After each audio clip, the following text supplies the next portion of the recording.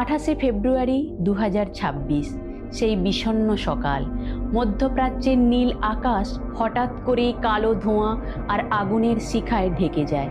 কেউ কল্পনাও করতে পারেনি ফেব্রুয়ারির সেই শেষ দিনটি হবে গোটা বিশ্বের জন্য এক চরম বিভীষিকা।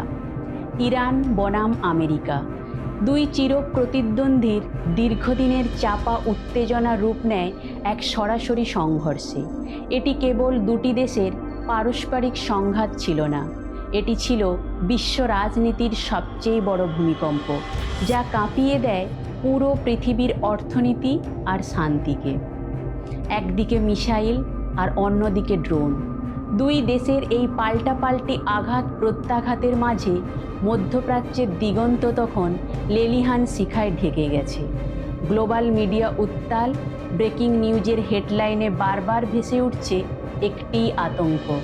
তবে কি শুরু হয়ে গেল তৃতীয় বিশ্বযুদ্ধ?